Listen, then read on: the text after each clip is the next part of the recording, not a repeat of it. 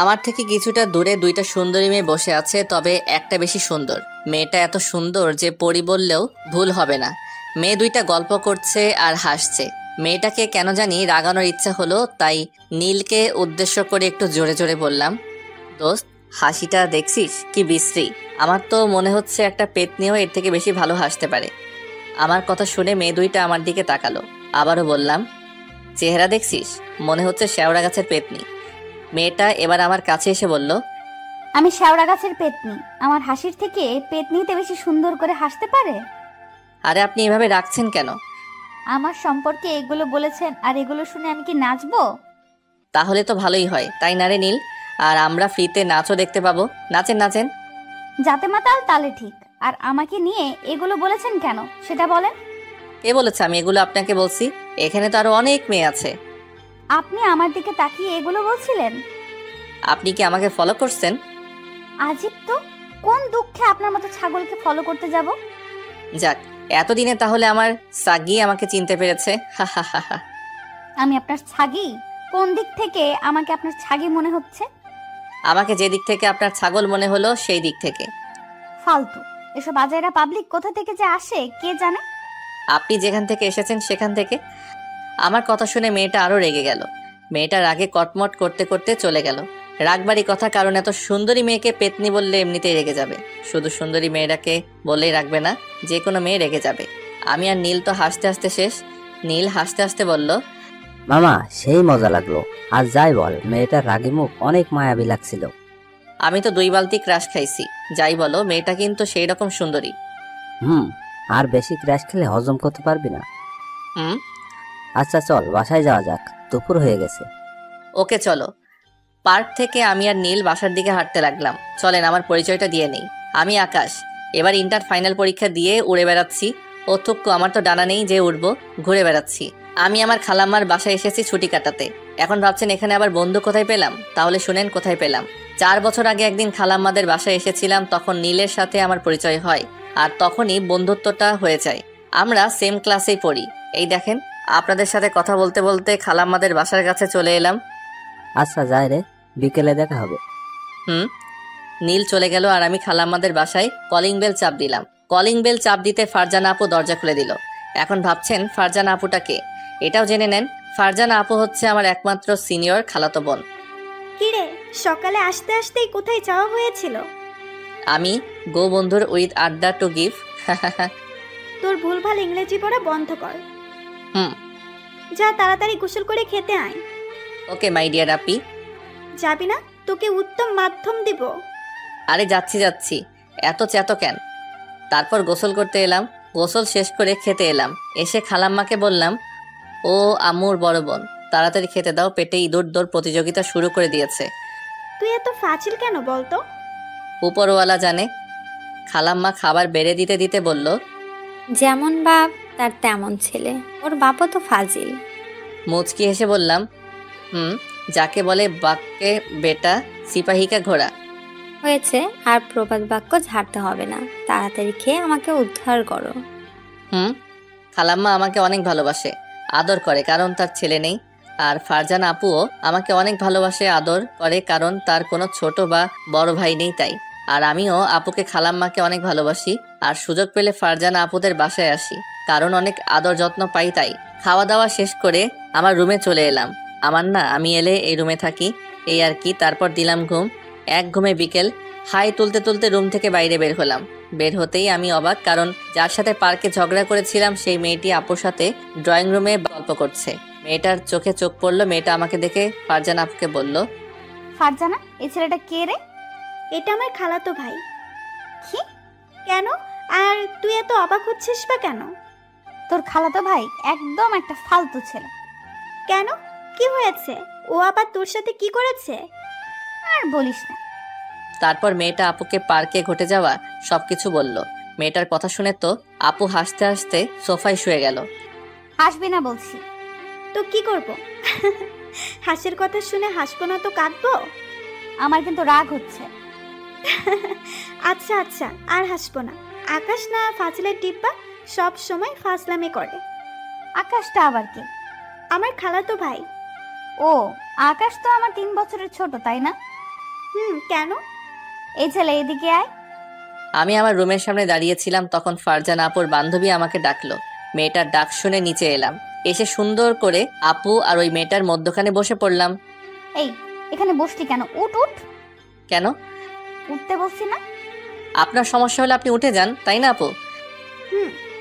আমার পাশে বসলি কেন? আমি আপনার পাশে বসেছি নাকি? আমি তো আপুর পাশে বসেছি। তো ওই পাশে গিয়ে বস। আপনার সমস্যা হলে আপনি ও পাশে বসেন। ছ্যাচরা। ছেশ্রী। মেয়েটা গিয়ে আপুর অন্য পাশে বসলো। ফারজানা আপু আমাদের এমন ঝগড়া দেখে হাসছে। আচ্ছা আন্টি, আপনাকে কোথাও দেখেছি মনে হচ্ছে, কিন্তু কোথায় দেখেছি ঠিক মনে হচ্ছে না। ওই কুত্তা, আমাকে দেখে তোর আন্টি মনে হয়? না তো, আপনাকে দেখে আমার দাদির বয়সী লাগে। তোকে তো আজ আমি। এই থাম থাম। তোর আদরের ভাইকে আগে থামতে বল। আমি আগে শুরু করিনি, আপনি আগে শুরু করেছেন। আর ও হ্যাঁ, আপনাকে কোথায় দেখেছি সেটা মনে পড়েছে, আপনাকে শেওড়া গাছে দেখেছি। মেয়েটা আমার কথা শুনে আরো রেগে গেল, রেগে গিয়ে বলল, তোকে আজ কি করব আমি নিজেও জানি না। তুই ওভাবে ওখানে বসে থাক, পালাবি না। পাগল নাকি? মার খাওয়ার কোনো ইচ্ছা নাই, তাই দিলাম রুমের দিকে দৌড়। এক দৌড়ে ছাদের উপরে। আর ছেলে হয়ে মেয়ের কাছে মার খেলে আমার ইগোতে লাগবে। হাসবি না, এই অপমানের প্রতিশোধ তোর খালাতো ভাইয়ের কাছ থেকে গুনে গুনে নিব। তাই নাকি? কি করবি শুনি? কি করব এখনো ঠিক করিনি। এমন কিছু করব যেন ফাজলামি করা ভুলে যায়। এমন কিছু করবি না যেন তুই পরে আফসোস করিস। হুম। ও অনেক ফাজিল, কিন্তু অনেক মিশুক আর জেদিও। ও জেদের কাছে সবাইকে হার মানতে হয়। ও সম্পর্কে তোকে ব্যাখ্যা করতে বলিনি, এমনিতেই ওর উপর মেজাজটা গরম হয়ে আছে। আর তুই আমার সামনে ওর মতো হারামির গুণে গান গাইছিস। কি ব্যাপার ইরা, এমন ভাবে রেগে আছো কেন? কি আর হবে, ফাজিলটা রাগিয়ে গেল। ও ইরা, তোমার বাসায় সবাই কেমন আছে? আলহামদুলিল্লাহ ভালো।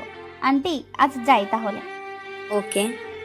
আমি ছাদের উপর থেকে সব শুনছিলাম আর দেখছিলাম। বাহ, নামটা অনেক সুন্দর তো, আমার নামের সাথে কেমন মিলে যাচ্ছে। ইহিহি, যেমন নাম সুন্দর তেমনি অনেক সুন্দর। আমি তো পার্কে দেখার পর থেকে ওর প্রতি ফিদা হয়ে গেছি। দেখি পিছনে ঘুরে সিনিয়র ক্রাশকে পটাতে পারি কিনা, তাহলে অনেক দিনের ইচ্ছা সিনিয়র আপুর সাথে প্রেম করার ইচ্ছাটা পূর্ণ হবে। সেই ইচ্ছাটা পূরণ হবে। হিহিহি। আপু চলে গেল, আমি ওয়াশরুমে জায়গা ফ্রেশ হয়ে আসি। ঘুম থেকে ওঠার পর ফ্রেশ হওয়া হয়নি, তারপর ফ্রেশ হয়ে নিচে এলাম। আমাকে বাইরে যেতে দেখে ফারজানা আপু বলল, কিরে ফাজিল, কোথায় যাওয়া হচ্ছে? বাইরে আড্ডা দিতে। আচ্ছা যা। বাসার বাইরে চলে এলাম। এসে নীল হালাকে ফোন দিয়ে আসতে বললাম। একটু পর নীল এলো, তারপর দুজনে আড্ডা দিতে লাগলাম। আড্ডা দিয়ে সন্ধ্যায় বাসায় ফিরলাম। আপুর সাথে কিছুক্ষণ গল্প করে রুমে এসে মোবাইল গেম খেলতে লাগলাম। রাতে আপু খাওয়ার জন্য ডেকে নিয়ে গেল, তাই খেতে গেলাম। ও হ্যাঁ, আপনাদের তো একটা কথা বলাই হয়নি, আমার খালু দেশের বাইরে থাকে, তাই তার সাথে পরিচয় করিয়ে দেইনি বা তার সাথে কোনো কথা বলিনি। তা যাই হোক গা, তারপর খাওয়া দাওয়া শেষ করে ঘুমিয়ে পড়লাম। পরের দিন সকালে আপু ভার্সিটি যাচ্ছে, তাই আপুকে বললাম, আপু আমিও তোমার সাথে তোমার ভার্সিটিতে যাব। কেন? তোমার ভার্সিটি দেখবো তাই। আচ্ছা চল, কিন্তু ওখানে গিয়ে কারোর সাথে ফাজলামি করবি না। সেটা বলতে পারবো না। তাহলে যেতে হবে না। খালাম্মু। এই ফারজানা, তোর সাথে আকাশকে নিয়ে যা। চল চল, ফাজিল কোথাকার।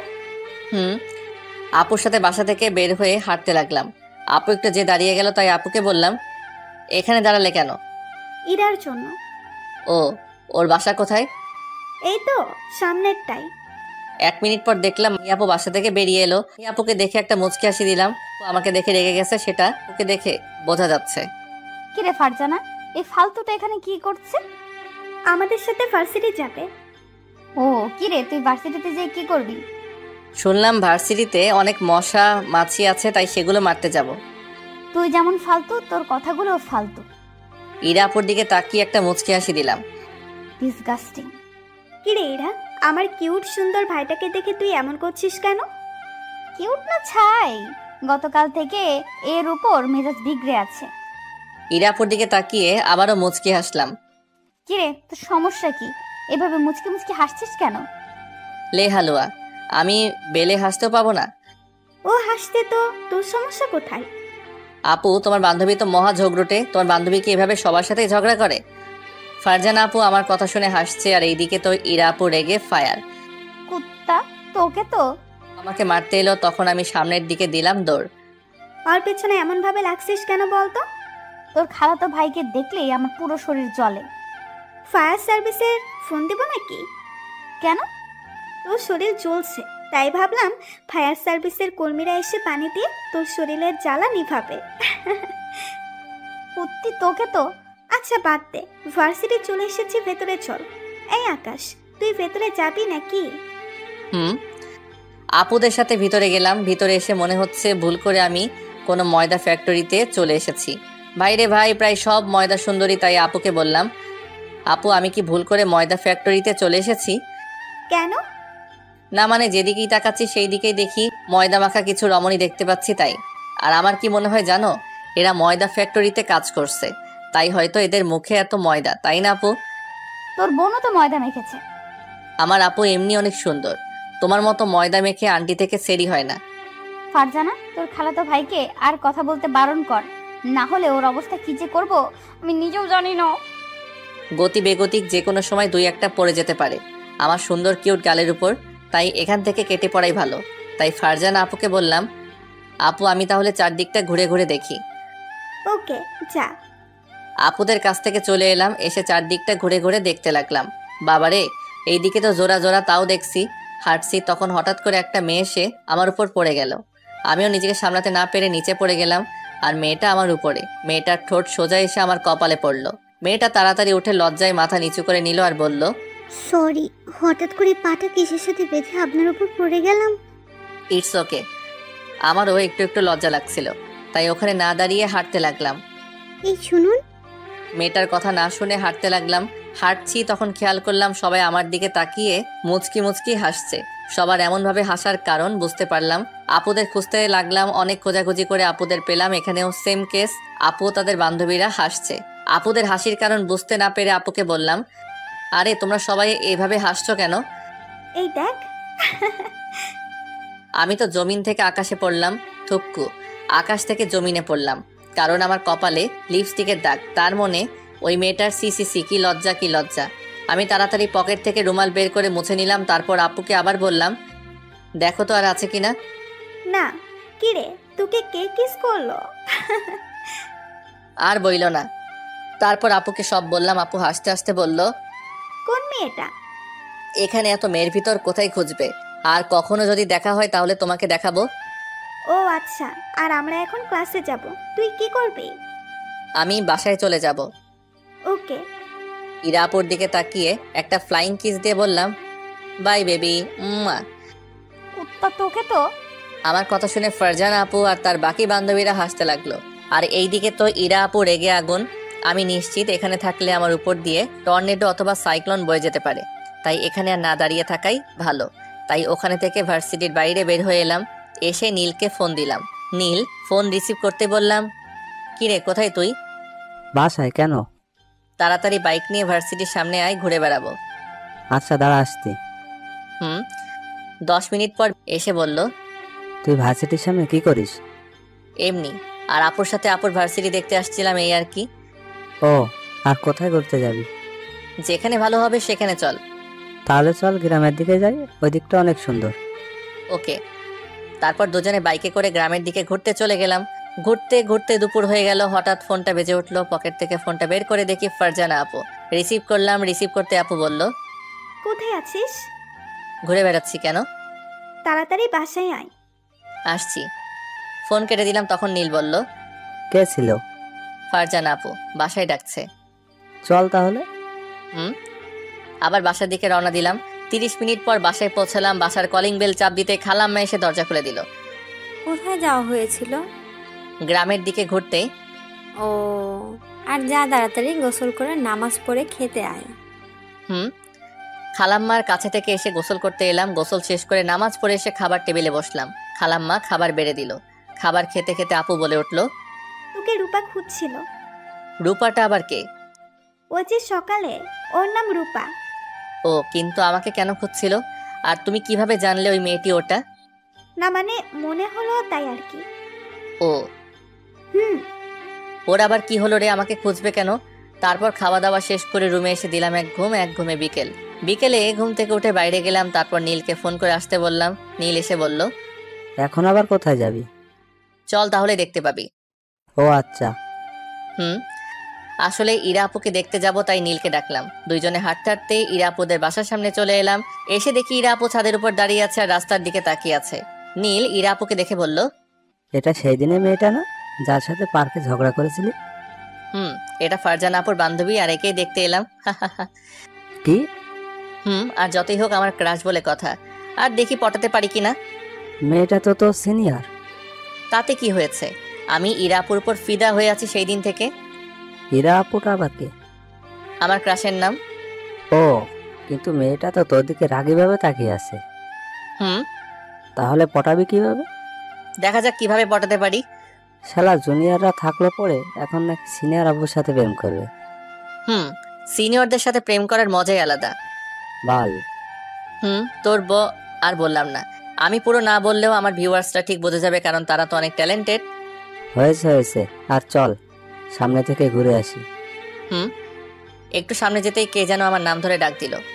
কি রে, ওই মেয়েটা তোকে ডাক দিচ্ছে কেন? কোন মেয়েটা? আব্বে হালা, ওদিকে ছাদের উপর তাকা। ছাদের উপরে তাকিয়ে দেখি সকালের ওই মেয়েটা। ওখানে দাঁড়িয়ে থাকো, আমি আসছি। কি রে ভাই, মেয়েটা কে? তাহলে শোন। তারপর নীলকে সকালে ভার্সিটিতে ঘটে যাওয়া ঘটনাটা বললাম। আমার কথা শুনে নীল তো হাসতে হাসতে মাটিতে পড়ে গড়াগড়ি খাওয়ার অবস্থা। এই হাসি থামা মেয়েটা আসছে। মেয়েটা আমাদের কাছে এলো। হাই, কেমন আছেন? ভালো, আপনি? আলহামদুলিল্লাহ ভালো। আপনার নাম কি? আকাশ। আপনার নাম রূপা, রাইট? কিন্তু আপনি জানলেন কিভাবে? ফারজানা আপু বলছিল তাই। ও, কোন ক্লাসে পড়েন? ইন্টার পরীক্ষা দিয়ে ঘুরে বেড়াচ্ছে। আপনি? অনার্স সেকেন্ড ইয়ারে। ও, খুব ভালো তো। ওকে, আল্লাহ হাফেজ, অন্য কোনো দিন কথা হবে। আগামীকাল ভার্সিটি আসবে? আমি কি ভার্সিটিতে পড়ি যে প্রতিদিন ভার্সিটি যাব? তাও তো ঠিক। আচ্ছা, তোমার ফোন নাম্বারটা দাও। আমি তো ফোন ইউজ করি না। ইহা ডাহা মিশা কথা, ফোন না টিপলে আমার দিন কাটে না। আর ফোন নাই বলার একটাই কারণ, সেটা হচ্ছে মেয়েটাকে আমার সুবিধার মনে হচ্ছে না, তাই। কেন? এমনি ভালো লাগে না। ও। Okay bye. মেয়েটার প্রতি উত্তর না শুনে আমি আর নীল হাঁটতে লাগলাম। হাঁটতে হাঁটতে নীল বলল, কি রে, মিথ্যা বললি কেন? কি মিথ্যা বললাম? তোর ফোন নেই বললি যে। মেয়েটাকে আমার সুবিধার মনে হচ্ছে না, তাই। আচ্ছা, বুঝলাম। একটু পর ইরা আপুদের বাসার সামনে চলে এলাম। এসে দেখি ইরা আপু এখনো ছাদে দাঁড়িয়ে আছে। আমাকে দেখে আবারও রাগীভাবে আমার দিকে তাকালো। এর একটা ব্যবস্থা করতে হবে। বড়দের সাথে লাগতে আসার কেমন ফল ওকে বুঝিয়ে দিতে হবে, আর ওর ফাজলামি করাও বের করতে হবে। ইরা আপুর চোখে পড়লো, তখন মুচকি হাসি দিয়ে চোখ মারলাম। ইরা আপু তো আরো রেগে আগুন। আমি আর ওখানে না দাঁড়িয়ে বাসায় চলে এলাম। 5 দিন পর, এই 5 দিন ইরা আপুকে শুধু ফলো করেছি আর অনেক জ্বালাইছি। ছাদে দাঁড়িয়ে আছি, হঠাৎ করে কেউ পাশে এসে দাঁড়ালো। কে দাঁড়ালো দেখার জন্য মাথা ঘোরালাম, দেখি ইরা আপু। আমি বেশ অবাক হলাম আর ভাবনার জগতে ডুব দিলাম, কারণ ইরা আপু আমাকে সহ্য করতে পারে না, আর সে কিনা আমার পাশে এসে দাঁড়ালো। ইরা আপুর কথায় ভাবনার ছেদ ঘটলো। ইরা আপু বলল, কি রে ফাজিল, এখানে দাঁড়িয়ে দাঁড়িয়ে কি দেখছিস? এই তো আকাশের তারাগুনি। ফাজিল কোথাকার, এই বিকেলে তারা কোথায় পেলি? কিছু বলবা নাকি? তুই আমাকে ফলো করছিস কেন? কোথায় ফলো করি? তোর কথা এভাবে আটকে যাচ্ছে কেন? এমনি। মিথ্যা বলছিস কেন? আসলে কি? আসলে আপনাকে আমার ভালো লাগে, তাই। আমি তোর থেকে 3 বছরের বড়, বুঝেছিস? এটা কোনো সমস্যা না, আমার তো বড় আপুদের ভালো লাগে। তাই নাকি? আজ ইরাপুর হলো কি কিছু তো বুঝতে পারছি না। তার মানে কি আপুও প্রপোজ করে দেখি কি হয়। যেই ভাবা সেই কাজ। বলে দিলাম আমি না তোমাকে ভালোবেসে ফেলেছি, তাই ফলো করি। আমার কথা শুনে ইরাপু আমার দিকে বড় বড় চোখ করে তাকিয়ে আছে। কি হলো, এভাবে বড় বড় চোখ করে তাকিয়ে আছো কেন? এইভাবে প্রপোজ করলে হবে না, ভালোভাবে প্রপোজ করতে হবে। এত বৃষ্টি না চাইতে জল, থুক্কু জল না চাইতে বৃষ্টি। খুশিতে কথা গালা উলট পালট হয়ে যাচ্ছে। খুশিতে তো আমার মনের ভেতর তো লুঙ্গি ড্যান্স দেওয়া শুরু করে দিয়েছে। ছাদে একটা গাঁদা ফুলের গাছ ছিল, ওখান থেকে একটা গাঁদা ফুলই ছিঁড়ে হাঁটু গেড়ে বসে বললাম, তুমি কি হবে আমার সেই কবিতা যা প্রতিদিন অনুভব করতে পারি কিন্তু লিখতে পারি না? তুমি কি হবে আমার সেই অনুভূতি যা অনুভব করেও করতে পারি না? তুমি কি হবে সেই ছবি যা কল্পনা করি কিন্তু আঁকতে পারি না? তুমি কি হবে সেই ভালোবাসা যা আমি চাই কিন্তু তা কখনো পাইনি? এই জুনিয়র তোমাকে অনেক ভালোবাসবে। তুমি কি আমাকে ভালোবাসবে? I love you. Do you love me? I love you too. Ira আপু ফুলটা নিয়ে আমাকে জড়িয়ে ধরলো। হঠাৎ এইভাবে জড়িয়ে ধরায় আমি ভেবাচাকা খেয়ে গেলাম। এই প্রথম কোনো নারী এরকম করে আমাকে জড়িয়ে ধরলো। শরীরের ভিতরে কেমন এক অদ্ভুত শিহরণ বয়ে যাচ্ছে। আমিও আস্তে আস্তে ইরা আপুকে জড়িয়ে ধরলাম। হঠাৎ কারো গলার আওয়াজে দুজন দুজনকে ছেড়ে দিলাম। ছেড়ে দিয়ে দেখি ফারজানা আপু। আমি আপুকে দেখে লজ্জায় মাথা নিচু করে নিলাম। কিরে, এগুলা কি হচ্ছে? দেখতেই তো পেলি, তাহলে আর নতুন করে কি বলবো? আমার পিচ্ছি ভাইকে তোর পছন্দ আগে বললেই পারতি। এতদিন ধরে ঝগড়া করার কি ছিল? না মানে বুঝিস তো যে প্রেম ঝগড়া থেকে শুরু হয়, সেই প্রেম সারা জীবন থাকে। আমি লজ্জায় মাথা নিচু করে আছি। এখানে থাকতে কেমন কেমন লাগছে, তাই নিচে যাওয়ার জন্য হাঁটতে লাগলাম। তখন ফারজানা আপু বলল, কিরে ফাজিল, কোথায় যাচ্ছিস? নিচে। অনেক লজ্জা করছে, তাই দৌড়ে একবারে বাড়ির বাইরে চলে এলাম। বাইরে এসে ঘোরাঘুরি করে সন্ধ্যার পর বাসায় আসলাম। রাতে খাওয়ার সময় ফারজানা আপু আমার দিকে তাকিয়ে মিটি মিটি করে হাসছে। আপুর এমন হাসি দেখে বললাম, এভাবে হাসছো কেন? তুই তো দেখি অনেক বড় হয়ে গেছিস। আমি আবার কখন ছোট ছিলাম? তুই তো আমার দাদা। আর তোমার ফোনটা দাও তো। কেন? এমনি দাও। ইরার নাম্বার নিবি তাই তো? আপু কথাটা আস্তে আস্তে বলল, কারণ খালাম্মা শুনে নিবে তাই। আপুর দিকে তাকিয়ে বললাম, আপুর কাছ থেকে ফোনটা নিয়ে ইরার আপুর নাম্বারটা নিলাম। তারপর খাওয়া দাওয়া শেষ করে রুমে এসে ইরা আপুকে ফোন দিলাম। 3 বার রিং হতে ইরা আপু ফোন রিসিভ করলো। আসসালামু আলাইকুম, কে বলছেন? তোমার জামাই। শালা ফাজলামি করার জায়গা পাস না, ফোন রাখ, না হলে তোর কানের নিচে তবলা বাজাবো। আরে বাবুনি, এত রাখছো কেন? আমি আকাশ। ও তুমি? কি করো? পড়ছিলাম। তুমি? তাহলে তো ডিস্টার্ব দিলাম। আচ্ছা, পরে কথা বলবো। আরে না, পড়া শেষ হলো, এখন ঘুমাতে যাব। ও, খেয়েছো? তোমার খাওয়া হয়েছে? আর আগামীকাল ঘুরতে যাব। তাই নাকি? তো কোথায় যাবে শুনি? পার্কে। ভার্সিটিতে? আমার তো একটা গুরুত্বপূর্ণ ক্লাস আছে, বিকেলে গেলে হয় না? হয়। আল্লাহ হাফেজ, ঘুমিয়ে যাও। ওকে, আল্লাহ হাফেজ। ফোন কেটে দিলাম। তারপর দিলাম ঘুমের রাজ্যে পারি। সকালে ফারজানা আপুর ডাকে ঘুম ভাঙলো। ঘুম থেকে উঠে ফ্রেশ হয়ে নিচে নাস্তা করতে এলাম। তারপর আপুকে বললাম, আপু তোমার সাথে ভার্সিটি যাব। এখন তো আরো যাবি। খাওয়া দাওয়া শেষ করে রুমে গেলাম। তারপর রেডি হয়ে নিচে এলাম। নিচে এসে দেখি ফারজানা আপু বসে আছে। তুই কি মেকআপ করেছিলি নাকি যে এত দেরি হলো? আরে না। আচ্ছা চলো। তারপর আমি আর ফারজানা আপু বাসা থেকে বের হয়ে হাঁটতে হাঁটতে ইরা আপুদের বাসার সামনে এসে দাঁড়ালাম। 2 মিনিট পর ইরা আপু ওদের বাসা থেকে বেরিয়ে এলো। বা আমার পরিটাকে লাল পোশাকে তো লাল পলি রাখছে। আমি তো আবারও নতুন করে ইরা আপুর প্রেমে পড়লাম। আমি তো এক ধ্যানে তাকিয়ে আছি। হঠাৎ কারো থাপ্পড়ের আঘাতে ধ্যান ভাঙলো। এমনভাবে মাথায় মারলে কেন? গদ্দপের মতো ওইদিকে এক ধ্যানে তাকিয়ে আছিস, তাই তোর ধ্যান ভাঙানোর জন্যই মারলাম। আর ইরা 2 মিনিট হলো এখানে এসেছে। মাথা চুলকাতে চুলকাতে বললাম, ও। এত মাথা চুলকালে মাথার সব চুল উঠে যাবে। মানে? কিরে, ওকে এমন ভাবে বারবার লজ্জা দিচ্ছিস কেন? এতে তোর সমস্যা কই? আমারই তো সব সমস্যা। আমার বয়ফ্রেন্ডকে তুই করবি আর আমি কি চুপ করে থাকবো? বাবা, এত ভালোবাসা? যতই হোক, আমার জুনিয়র বয়ফ্রেন্ড। আমি শুধু চুপ করে ওদের ঝগড়া শুনে যাচ্ছি। ওদের কথা শুনতে শুনতে ভার্সিটি চলে এলাম। তারপর ভিতরে গেলাম। ভার্সিটিতে আমাকে দেখে রূপা নামের মেয়েটি আমার কাছে এলো। হাই, কেমন আছো? আলহামদুলিল্লাহ ভালো। আপনি? আলহামদুলিল্লাহ ভালো। হঠাৎ কি মনে করে ভার্সিটিতে আসা হলো? এমনি ঘুরতে এলাম। কেন? এমনি। ইরা আপুকে দেখলাম আমার দিকে রাগীভাবে তাকিয়ে আছে, তাই রূপা আপুকে বললাম, আচ্ছা ভাই। কোথায় যাবে? একটু ঘোরাঘুরি করে বাসায় চলে যাব। ওকে, বাই। ওখান থেকে চলে এসে ইরা আপুরা যেখানে বসে আছে সেখানে এলাম। মেয়েটার সাথে এত কিসের কথা? এমনি। কেমন আছিস সেটাই জিজ্ঞেস করছিল। তাই বলে হেসে হেসে কথা বলবা? হেসে কথা বললে সমস্যা কোথায়? অনেক সমস্যা। এইভাবে আর যেন কারোর সাথে কথা বলতে না দেখি হেসে হেসে। আচ্ছা, একটা কথা, প্রতিটি সম্পর্কের সবচেয়ে গুরুত্বপূর্ণ হচ্ছে বিশ্বাস। তোদের ঝগড়া হয়েছে? আর এই তুই এবার যা, আমাদের ক্লাসের সময় এসেছে। তারপর ওখান থেকে বাসায় চলে এলাম। বিকেলে কোথায়? তুমি ঘুরতে যাবে না? আমি তো ব্যস্ত, এখন যেতে পারবো না। ও আচ্ছা। মন খারাপ? না, আচ্ছা ঠিক আছে, কাজ করো। পরে কথা বলবো বাবু। ওকে। আচ্ছা। মনটা খারাপ হয়ে গেল।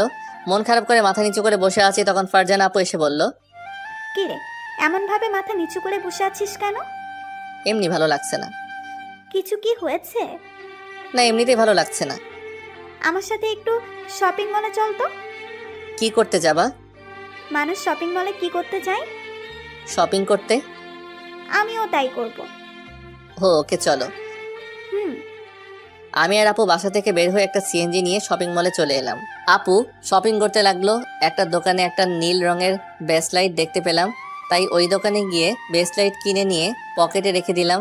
এটা ইরাপুর হাতে অনেক সুন্দর দেখাবে, আগামীকাল দিতে হবে। তারপর আপুর কাছে চলে এলাম। কিরে, কোথায় গেছিলি? আশেপাশে ছিলাম। আমি কিন্তু দেখেছি। মাথা চুলকাতে চুলকাতে বললাম, ও হুম। এই 2 দিনে এত ভালোবাসা যে ব্যাসলাইট কিনছিস? কই, আমাকে তো কোনোদিন কিচ্ছু কিনে দিলি না। দিব তো, অনেক বড় একটা গিফট দিব তো। কি? তোমাকে একটা হাজবেন্ড গিফট করব। হারামি, ওটা তুই না দিলেও পাবো। তাই? হুম। চল এখন রেস্টুরেন্টে যাব। ওকে চলো। তারপর আপুর সাথে রেস্টুরেন্টে চলে এলাম। রেস্টুরেন্টে খাওয়া দাওয়া শেষ করে বাসায় চলে এলাম। রাতে ইরা আপুকে ফোন দিলাম। প্রথমবার কেটে গেল, দ্বিতীয়বারের বার ফোন রিসিভ করলো। ইরা আপু ফোন রিসিভ করতে বললাম, কেমন আছো? আলহামদুলিল্লাহ ভালো, তুমি? আলহামদুলিল্লাহ ভালো। কি করো? এই তো শুয়ে আছি, তুমি? আমিও। খেয়েছো? তোমার? তোমার জন্য একটা গিফট আছে। কি গিফট? দিব, তখন দেখতে পাবে। তোমার ফেসবুক আইডির নাম কি? অবুঝমন। কার অবুঝমন? কে বুঝে না? আরে ফাজিল, অবুঝমন আমার আইডির নাম। ও আচ্ছা, তোমার আইডি খুঁজে রিকোয়েস্ট দিচ্ছি। ওকে। আর তোমাকে একটা কথা বলার আছে। বলো। ফোনে না, সামনাসামনি। কি এমন বলবে যে ফোন বলবে না বলেছে? কিছু বুঝতে পারছি না। কি হলো? কিছু না। আমার স্বপ্ন কি জানো? কি? আমার স্বপ্ন আমাদের ছোট একটা সংসার হবে। আমাদের ছোট্ট একটা ফুটফুটে মেয়ে হবে, ঠিক তোমার মতো। তোমার মতো হবে ঠিকই, কিন্তু আমার নামে নাম রাখবো। নাম কি রাখবো জানো? নাম রাখবো আনিকা। কি নামটা সুন্দর না? চুপ যে, কিছু বলো। কি বলবো বুঝতে পারছি না। মানে? কিছু না। ও ওকে, আল্লাহ হাফেজ, ঘুম আসছে। ওকে, আল্লাহ হাফেজ। ইরা আপু ফোন কেটে দিয়ে মনে মনে বলতে লাগলো, ও তো দেখি বাচ্চার নাম পর্যন্ত ঠিক করে রেখেছে। না, ওকে সত্যিটা বলেই দিতে হবে যে আমি অতদিন মজা করেছিলাম। ইরা আপু এগুলো ভাবতে ভাবতে ঘুমিয়ে পড়লো। পরের দিন সকালে দেখি, তোমার হাতটা দাও। আগে আমার কথাটা তো শোনো, তারপর। না, আগে হাতটা দাও, তারপর তোমার কথা শুনবো। না, আগে আমার কথা শোনো, তারপর। না, আগে তোমার হাত দাও। আচ্ছা নাও। আমি আমার পকেট থেকে ব্যাসলাইটটা বের করে পরিয়ে দিতে যাব, তখন ইরা আপু বলল, আমি তোমাকে ভালোবাসি না। এতদিন তোমার সাথে অভিনয় করেছি। ইরা আপুর এমন কথা শুনে আমার পায়ের নিচ থেকে যেন মাটি সরে গেল। তাও মুখে হাসি নিয়ে এসে বললাম, মিথ্যা বলছো কেন? আর এমনভাবে মজা করছো কেন? আমি সত্যি বলছি, তোমাকে আমি কখনো ভালোবাসিনি। শুধু তোমার কাছ থেকে অপমানের প্রতিশোধ নিতে এমন করেছি। তুমি আমার থেকে ছোট, তোমার আমার সম্পর্ক কোনোভাবেই হয় না। প্লিজ ক্ষমা করে দিও আর আমাকে ভুলে যাও। চিন্তা করো না, আমার থেকে তুমি সুন্দর একটা মেয়ে পাবে। ইরা আপুর কথা শুনে আমার শরীর পার্টসগুলো চলাচল করা বন্ধ করে দিয়েছে। আমার শরীর পুরো স্তব্ধ হয়ে গেল। পৃথিবীটা যেন আমার চারদিকে ঘুরপাক খাচ্ছে। আমি কি বলবো কিছুই বুঝতে পারছি না। মনে হচ্ছে আমার কলিজার উপর কেউ জোরে জোরে হাতুড়ি দিয়ে পিটিয়ে দিচ্ছে, আর আমার কলিজাটা টুকরো টুকরো হয়ে যাচ্ছে। চোখের কোণ ভিজে উঠলো। ইরা আপুর সামনে কাঁদতে চাইলাম না, তাই চোখের পানি কোনো মতে আটকে রাখলাম। প্লিজ ক্ষমা করে দাও। কিন্তু তুমি এটা আমার সাথে ঠিক করনি। যাও, তোমাকে ক্ষমা করে দিলাম। কথাগুলো বলতে বলতে অনেক কষ্ট হলো, তাও বললাম। আর দাঁড়িয়ে থাকতে পারছি না, চোখ দিয়ে পানি বের হয়ে আসতে চাইছে, কিন্তু বের হতে দিচ্ছি না। ওখান থেকে বাসায় চলে এলাম। এরে, তোকে এমন দেখাচ্ছে কেন? আর আজ ভার্সিটি যাবি নাকি? না, ইচ্ছে করছে না। ওকে।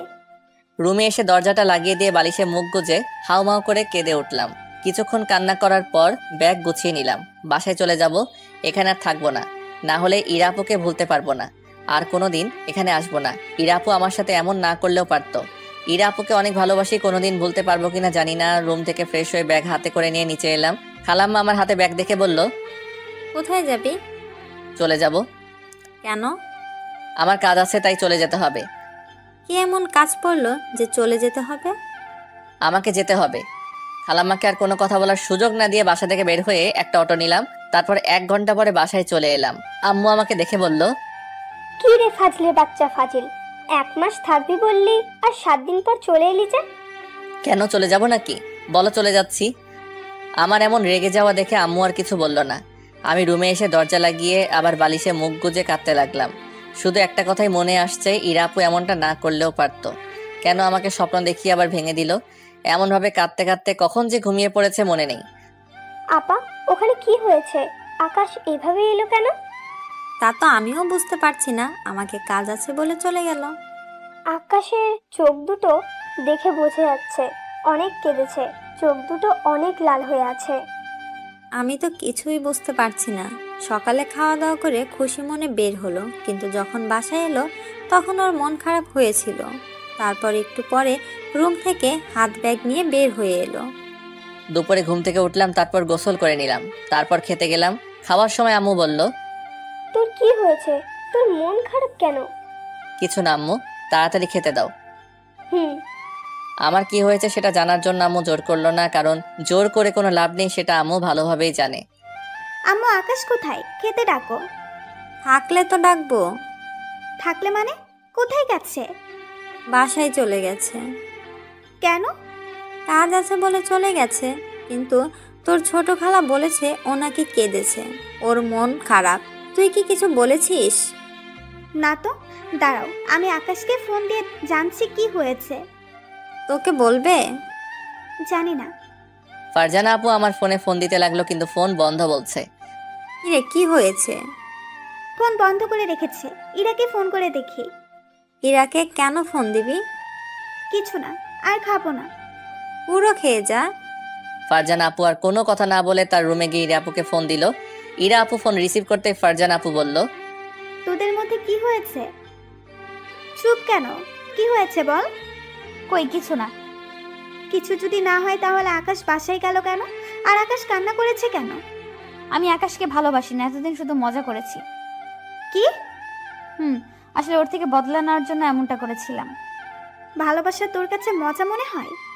না মানে ফারজানা আপু আর কিছু না বলে ফোন কেটে দিল। ইরা আপু ফারজানা আপুকে আবার ফোন দিল, কিন্তু আপু ফোন কেটে দিল।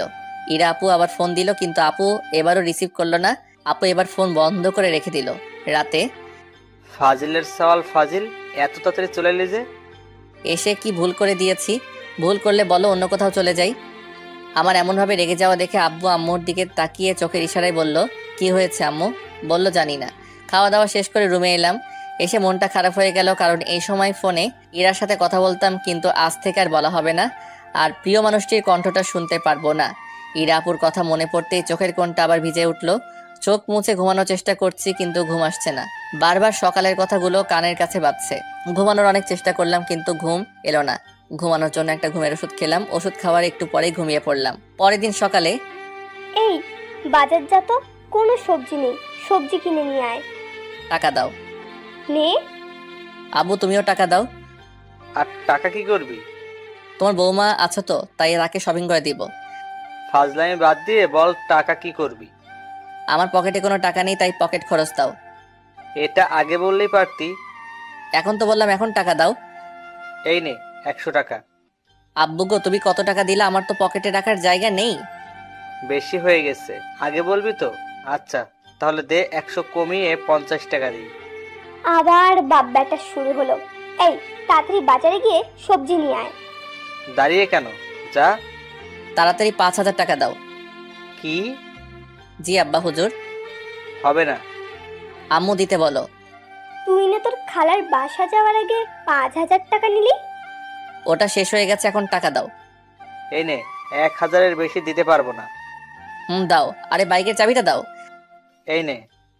আব্বুর কাছে থেকে চাবি নিয়ে বাইকটা বের করে বাজারে গেলাম। বাজার থেকে তরি তরকারি কিনে বাসায় চলে এলাম। আম্মু এই নাও।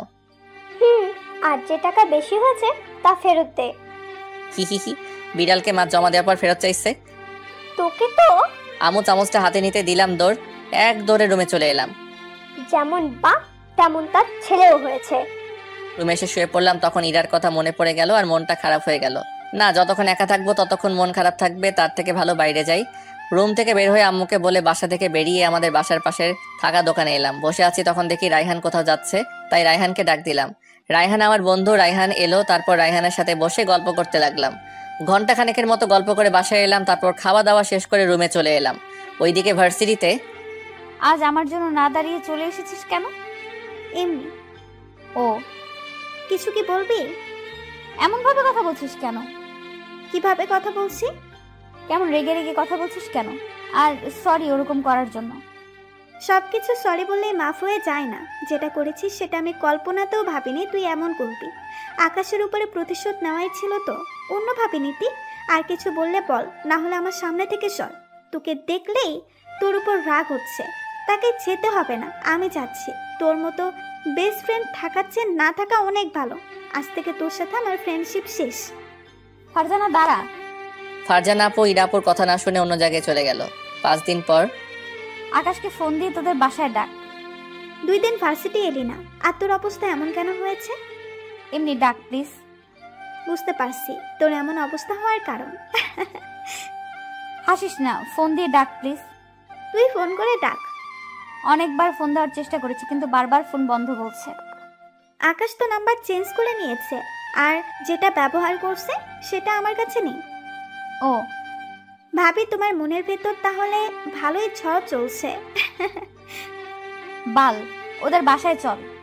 তুই যা, আমাকে কেন বলছিস? তুই কি যাবি? ক্লাস আছে, যেতে পারবো না। রাখ তোর ক্লাস। পথে এসো বিষ্টু। কি? যেতে পারি, কিন্তু একটা শর্ত আছে। এখানে শর্তের কি আছে? আমার 1 মাসের ক্যান্টিনের খরচ তোকে দেওয়া লাগবে। কি? আমি পারবো না। তাহলে তোকে যেতে হবে না। আচ্ছা দিব। আর সুযোগের সদ্ব্যবহার করছিস তো? আমারও একদিন সময় আসবে, তখন সুদে আসলে ডাবলে আদায় করে ছাড়বো, বলে দিলাম। তখন দেখা যাবে। বল, সত্যি রাজি? না হয়ে উপায় আছে? আগে বাসায় যাব, তারপর যাব। বাসায় যাবি কেন? আম্মুকে বলতে হবে না। আর তুই আন্টিকে বলেছিস? কি? তুই যাচ্ছিস? আব্বু আম্মু জেনে গেছে। আঙ্কেল আন্টি রাজি হয়ে গেছে। আমি কেমন সেটা তো জানিস। রাজি না হয়ে যাবে কোথায়? কিন্তু আকাশের অভিমান রাগ ভাঙাতে পারবি? কেন পারবো না? বিষ্টুকে দেখো, তারপর বুঝতে পারবা ও রাগ ভাঙাতে পারবা কি পারবা না। একবার আকাশকে খালাম্মা কি জন্য বকেছিল, সেই জন্য 2 দিন খালাম্মার সাথে কথা বলেনি। শুধু রাগি না, অনেক জেদিও। ওর আম্মুর সাথে এমন করে। এখন তুই ভেবে দেখ তোর সাথে কি করে। কি রে তোরা? খালাম্মার বাসায় যাব। কেন? এটা তোমাদের বৌমা হবে, তাই যেতে হবে আর কি। ফারজানা আপু আর ইরা আপু ফারজানা আপু রুমে চলে গেল। 1.5 ঘন্টা পর সোফায় আম্মুর কোলে মাথা রেখে মোটু পাতলু দেখছি আর হাসছি। তখন কলিং বেল বেজে উঠলো। তখন আম্মু বলল, মাথা সরা দেখি, এখন আবার কে এলো? আমি মাথা সরিয়ে নিতে আম্মু উঠে দরজা খুলতে গেলে আর আমি আমার মতো মোটু পাতলু দেখতে থাকলাম।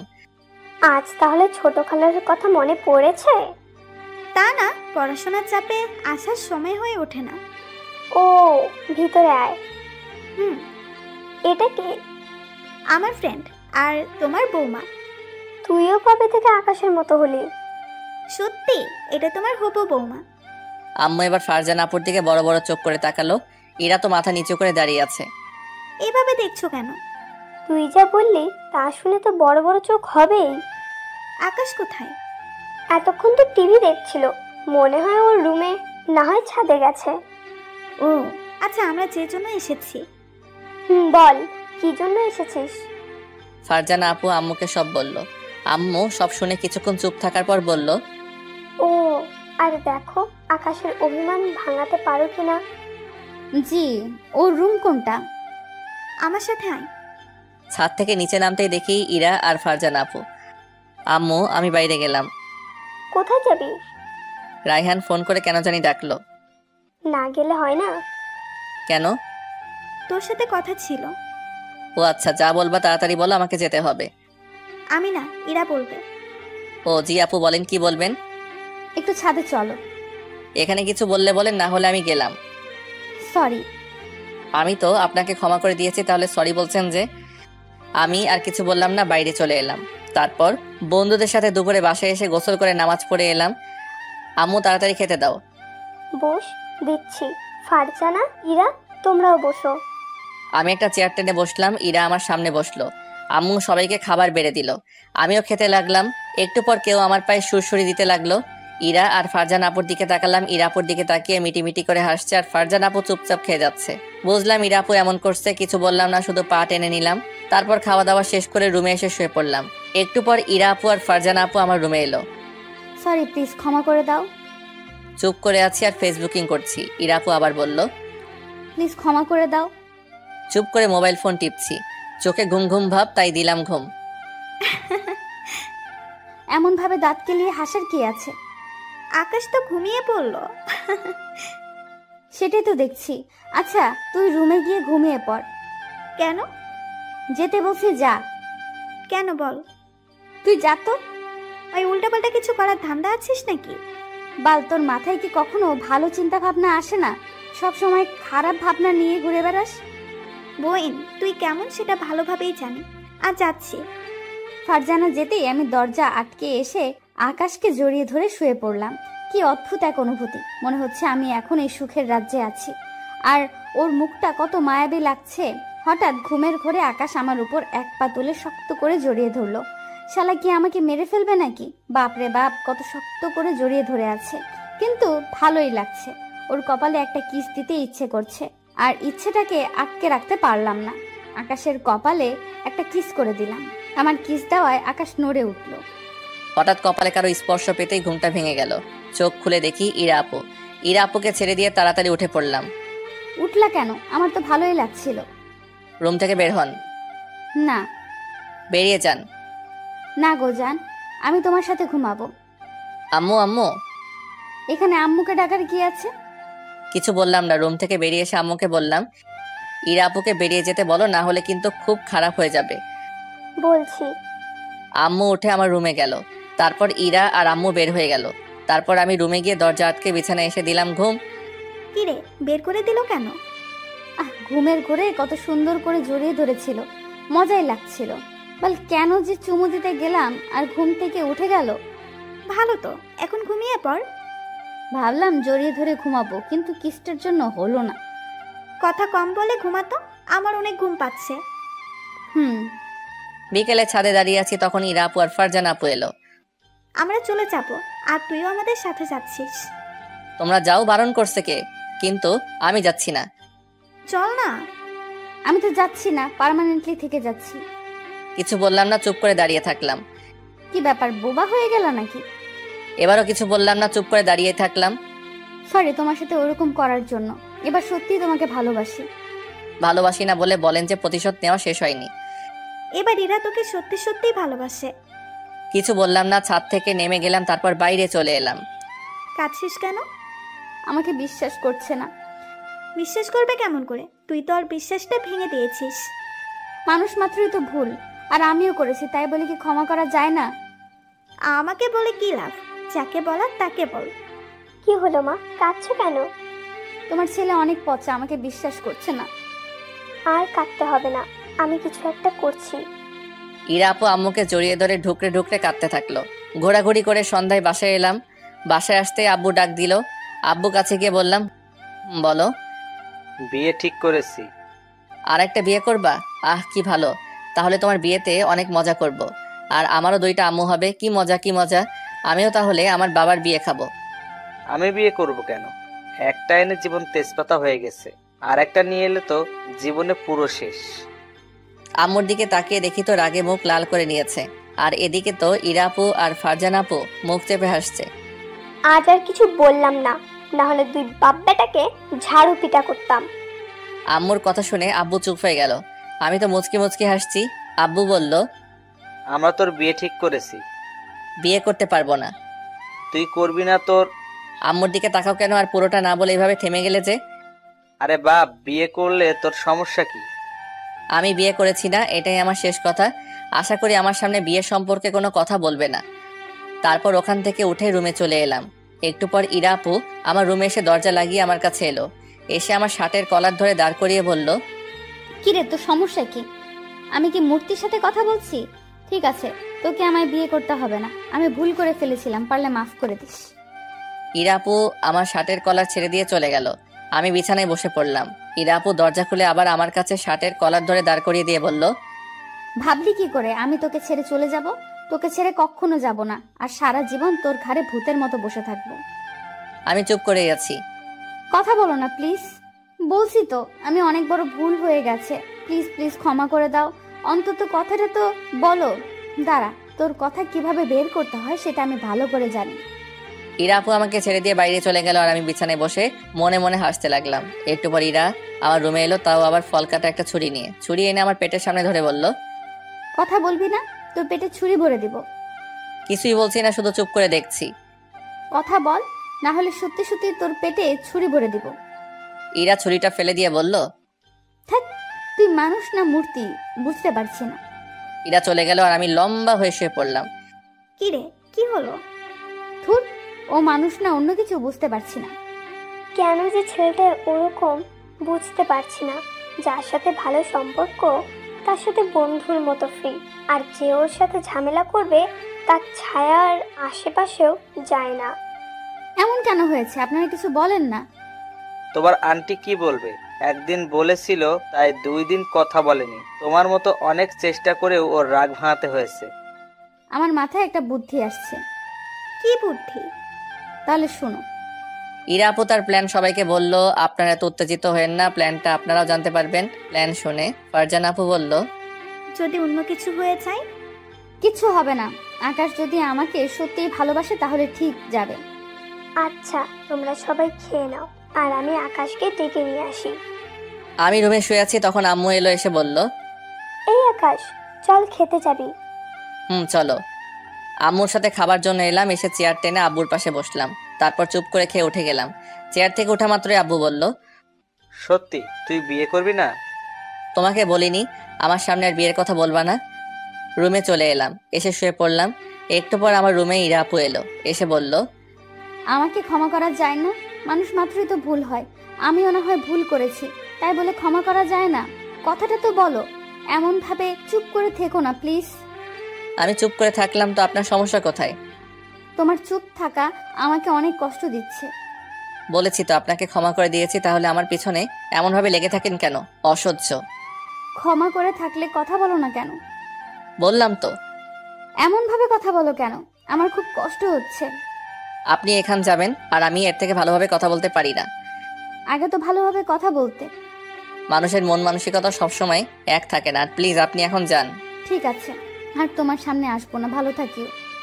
ইরা আপু কাঁদতে কাঁদতে চলে গেল। আমি মন খারাপ করে শুয়ে পড়লাম। কান্না করিস কেন? খুব কষ্ট হচ্ছে রে। কাঁদিস না। বাসায় চলে যাব। এত রাতে? আমার এখানে থাকতে ভালো লাগছে না, আমি এক্ষুনি চলে যাব। তুমি গেলে চলো, না হলে তুই থেকে যা।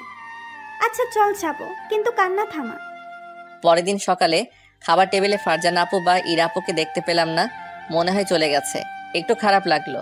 এমনভাবে 2 দিন পার হয়ে গেল। 2 দিন পর রুমে বসে আছি, তখন আব্বু আর আম্মু আমার রুমে এলো। আম্মু বলল, আকাশ, তুই কি আমাদের সাথে যাবি? কোথায়? ইরার বিয়ে আমাদের ইনভাইট করেছে, তাই আমরা যাচ্ছি। ইরা আপুর বিয়ে শুনে বুকের ভিতরটা মোচড় দিয়ে উঠলো। অনেক কষ্ট ফিল হলো। চুপ হয়ে গেলি যে, যা রেডি হয়ে আয়। তোমরা যাও, আমি যাব না। গিয়ে কি করব? প্রিয় মানুষটির অন্যের হাত ধরে চলে যাও দেখবো? আমি তো তা সহ্য করতে পারবো না। অনেক কষ্ট হচ্ছে, মনে হচ্ছে কেউ আমার কলিজাটা টেনে ছিঁড়ে বের করছে। হঠাৎ চোখের কোণটা ভিজে উঠলো।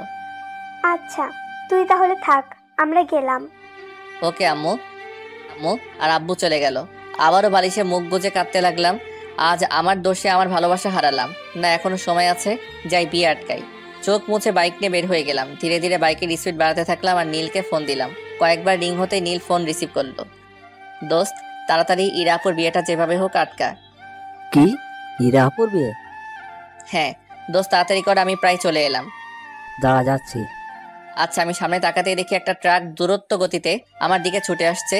বাইক অন্যদিকে নেওয়ার আগে ট্রাকটা আমাকে ধাক্কা দিয়ে চলে গেল। বাইক একদিকে ছিটকে পড়লো আর আমি অন্যদিকে। আমার মাথা ফেটে রক্ত বের হচ্ছে। মুহূর্তে রক্তে আমার চারপাশ লাল হয়ে গেল। চারদিকে লোকজন জমা হয়ে গেল। আমার চোখের সামনে আব্বু আম্মুর ছবি ভেসে উঠলো। বুঝতে পারছি পৃথিবীতে আজ আমার শেষ দিন।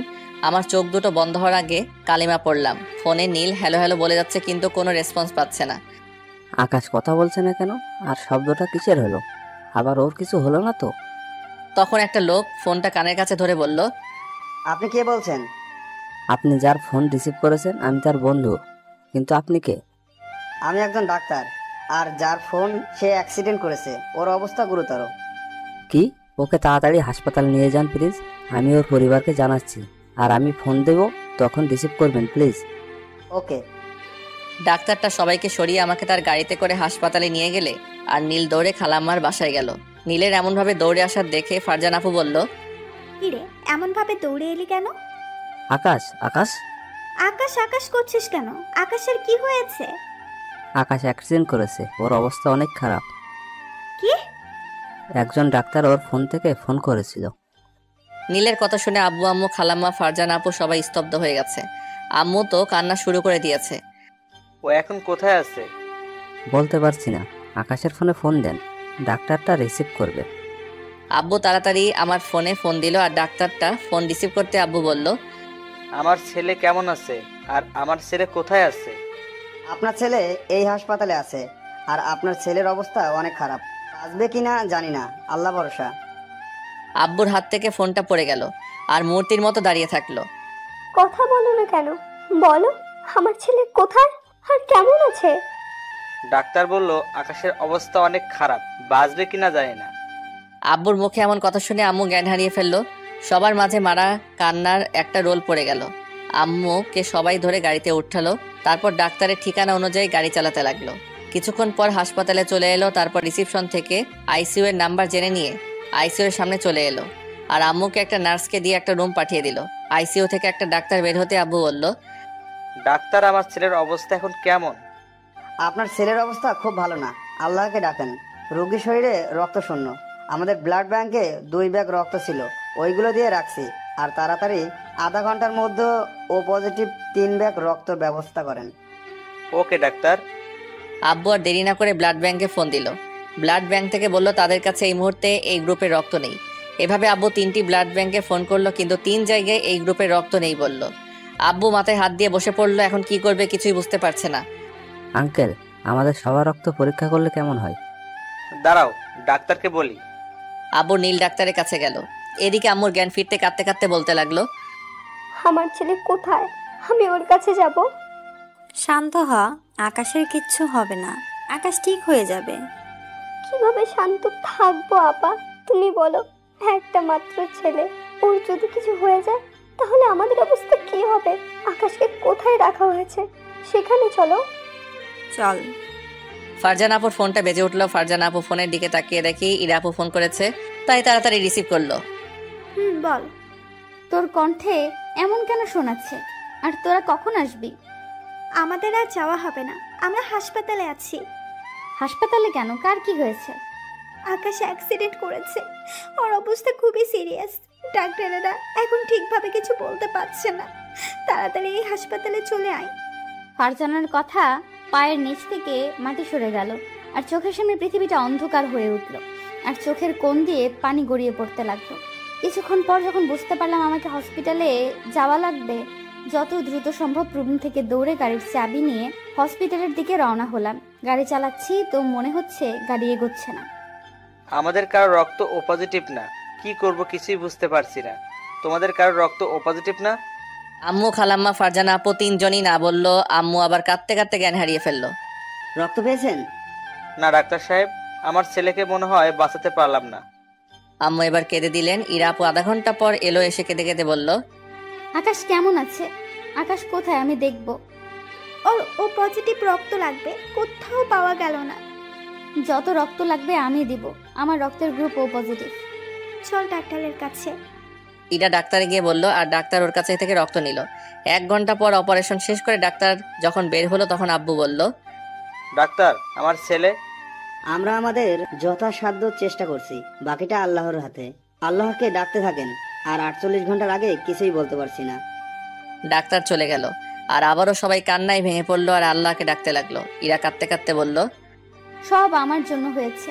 আমি যদি সেদিন বিয়ের প্ল্যানটা না করতাম তাহলে এগুলো কিছুই হতো না। ওর যদি কিছু হয়ে যায় তাহলে নিজেকে কোনোদিন ক্ষমা করতে পারবো না। আমাকে একটু পর বেডে দিল। সবাই আমার চারপাশে চুপ করে আমার দিকে চেয়ে তাকিয়ে দাঁড়িয়ে আছে আর কারো মুখে কোনো কথা নেই। 50 ঘন্টা হতে চললো, কিন্তু আমার জ্ঞান ফেরার কোনো নাম নেই। এদিকে আম্মু ইরা আপু না খেয়ে শুধু কান্না করে নিজেরাই এক একটা রোগী হয়ে গেছে। 3 দিন হয়ে গেল, এখনো আমার জ্ঞান ফিরেনি। 4 দিনের দিন রাত 12টায় জ্ঞান ফিরল। আমার পুরো শরীরে ব্যান্ডেজ করা, শরীর অনেক ব্যথা করছে। মাথাটা কোনো মতে চারদিকে ঘোরালাম। হঠাৎ করে কানে কান্নার আওয়াজ ভেসে এলো। কণ্ঠ শুনে বুঝলাম এটা আম্মু। আম্মু কাঁদতে কাঁদতে বলছে, আল্লাহ, তুমি আমার কাছে আমার ছেলেটাকে ফিরিয়ে দাও। তোমার কাছে আমি আর কিচ্ছু চাই না, দয়া করে আমার ছেলেটাকে আমার কাছে ফিরিয়ে দাও। প্রয়োজনে আমার জীবনের বদলে আমার ছেলের জীবনটা ফিরিয়ে দাও। আমার প্রার্থনা কবুল করো। আম্মু বলে আস্তে করে ডাক দিলাম। আম্মু আমার কণ্ঠ শুনে থেমে গেল, তারপর আমার দিকে তাকালো। আমি আবার আম্মু বলে ডাক দিলাম। এবার আম্মু তাড়াতাড়ি জায়নামাজ থেকে উঠে আমার কাছে এসে বলল, আল্লাহ আমার প্রার্থনা শুনেছে। আম্মু খুশিতে আত্মহারা হয়ে আমার কপালে গালে কিস করলো। আম্মু খিদে পেয়েছে তো? আম্মু চোখ মুছতে মুছতে বলল, কি খাবি? লে হালুয়া। আমি যা খাবো তুমি কি তাই করে দিবে নাকি? যা আছে তাই দাও, অনেক খিদে পেয়েছে। দাঁড়া দিচ্ছি। আমি এই অবস্থাতে দাঁড়াতে পারবো না, শুয়ে থাকবো। হয়েছে বাপ, আর কথা ধরিস না। কথা কি ধরা যায়? বাপ আমার ভুল হয়ে গেছে, ক্ষমা কর। তারপর আম্মু আমাকে কলা আর পাউরুটি খাইয়ে দিয়ে ওষুধ খাইয়ে দিল। ইরার কথা মনে পড়তে মনটা খারাপ হয়ে গেল আর চোখের কোণ দিয়ে পানি গড়িয়ে পড়তে লাগলো। কাঁদছিস কেন? এমনি। আজকে কি বার? বুধবার। কেন? ও, তোমার মুখ কেমন শুকনো হয়ে আছে কেন? ভালোভাবে খাওয়া দাওয়া করনি? না, তবে আগামীকাল থেকে খাবো। আব্বু কোথায়? বাসায় গেছে। ও আচ্ছা, তুমি ঘুমিয়ে পড়ো। বুঝতে পারছি এই 4 দিন ঘুমাওনি। ঘুমাবো না, আমার ফাজিল ছেলের সাথে 4 দিন কথা বলি না। আরে ঘুমিয়ে পড়ো, আগামীকাল তো সকালে কথা বলতে পারবে। আর আমার মাথাটাও কেমন টনটন ব্যথা করছে, আমিও ঘুমিয়ে যাই আর অনেক ঘুমও পাচ্ছে। তুই ঘুমা, আমি তোর মাথায় হাত বুলিয়ে দিই। আচ্ছা। আম্মু আমার মাথায় হাত বুলিয়ে দিতে লাগলো। পরের দিন সকালে সবার কথা বলার শব্দে ঘুম ভেঙে গেল। কি ব্যাপার, এটা কি মাছের বাজার যে এখানে চেঁচামেচি করছো? না রে ফাজিল, এটা হাসপাতাল, আর আমরা সবাই হাসপাতালে আমাদের ফাজিলটাকে দেখতে এসেছি। সবার মাঝে আমার চোখ দুটো একজনকে খুঁজছে, কিন্তু খুঁজে পাচ্ছে না। মনটা খারাপ হয়ে গেল। সে আসবে কেন? সে তো অন্য কারো হয়ে গেছে। আজ আমার জন্য আমার প্রিয় মানুষটিকে হারিয়েছি। এভাবে চারদিকে তাকিয়ে কি দেখছিস? কিছু না। ফারজানা আপুকে দেখলাম বাইরে গেল, আবার 2 মিনিট পর চলে এলো। আম্মু একটু ওয়াশরুমে যাব। চল, আমি নিয়ে যাচ্ছি। তারপর আব্বু আমাকে কোলে করে নিয়ে ওয়াশরুমে নিয়ে গেল। কিছুক্ষণ পর আবার কোলে করে নিয়ে এলো। বেডে শুয়ে আছি, হঠাৎ কেউ এসে আমার গালে কপালে চুমু দিতে লাগলো। এ মা, এ তো ইরে আপু। আরে আরে করছেনটা কি? চুপ থাক। আরে করছেনটা কি? সবাই দেখছে তো। এখানে আমাদের থাকা ঠিক হবে না, সবাই কেটে পড়ো। সবাই বাইরে চলে গেল। তারপর দরজাটা টেনে দিল। আপু, আপনার এমন অবস্থা কেন? আপনার হাজবেন্ড কি আপনার উপর টর্চার করছে? আর আপনার হাজবেন্ড কোথায়? কুত্তা, আপু বলবি না। আর আমার বিয়ে কবে হলো যে আমার হাজবেন্ড থাকবে? কেন সেদিন? সেদিন আমার বিয়ে না, বার্থডে ছিল। ও, আপনার এমন অবস্থা কেন হয়েছে? কুত্তা, বিলাই, হনুমান, লাল বান্দর, তোর জন্য। তোর যদি কিছু হয়ে যেত তাহলে আমার কি হতো? আমি তো মরেই যেতাম। তোকে খুব ভালোবাসি রে, খুব। আর কান্না থামাও। চেহারার কি অবস্থা করেছে বলো তো? দেখতে একদম শ্যাওড়া গাছের পেতনি লাগছে। যা, ময়দা দিয়ে চেহারা ঠিক করে এসো। আমি ময়দা মাখি না, শুধু হালকা লিপস্টিক ব্যবহার করি। ও, তাহলে তো ভালোই, আমাকে ময়দা কিনতে হবে না। I love you. I love you too. ভালোভাবে বলো।